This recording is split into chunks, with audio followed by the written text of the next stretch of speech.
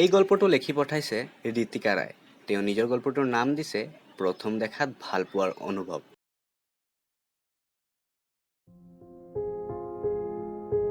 ভাল পোৱা কাক কয় ইয়াৰ সঠিক সংজ্ঞা হয়তো মই দিব নোৱাৰিম, কিন্তু এটা কথা সঁচা যে ভাল পোৱা ক'ত, কেতিয়া আৰু কাৰ লগত হৈ যায় ক'ব নোৱাৰোঁ।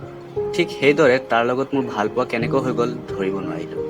আমাৰ পৰিচয় হৈছিল 2018 চনৰ এপ্ৰিল মাহৰ কম্পিউটাৰ চেণ্টাৰত। প্ৰথম দেখাতেই তেওঁক মোৰ বহুত ভাল লাগিছিল। লাহে লাহে আমাৰ মাজত বন্ধুত্বৰ সম্পৰ্ক গঢ়ি উঠিছিল। পিছত গম পালোঁ তেওঁ আমাৰ কলেজতে পঢ়ে। অৱশ্যে মোৰ ছিনিয়ৰ আছিল তেওঁ, মাজে মাজে কলেজতো লগ পোৱা হৈছিল। যি কি নহওক দিনবোৰ পাৰ হ'ল, আমি একে প্ৰকাৰৰ ভাল বন্ধু হৈ পৰিলোঁ। কিন্তু মই যে মনে মনে তেওঁক ভাল পাই পেলাইছোঁ, তেওঁৰ প্ৰতি দুৰ্বল হৈ গৈ আছোঁ, সেই কথা মই তেওঁক কেনেকৈ ক'ম। আৰু তেওঁৰ গাৰ্লফ্ৰেণ্ড আছে, কিন্তু শুনামতে ইতিমধ্যে তেওঁলোকৰ ব্ৰেকআপ হৈছে। কিন্তু তথাপিও জানো তেওঁ মোক আঁকোৱালি ল'ব, মোৰ ভাল পোৱা বুজি পাব। এই কথাবোৰ মোৰ মনত বাৰে বাৰে খুন্দা মাৰিছে। সেইদিনা আছিল 2018 চনৰ 4 মে'। ৰাতিপুৱা 9:40 মান বাজিছে।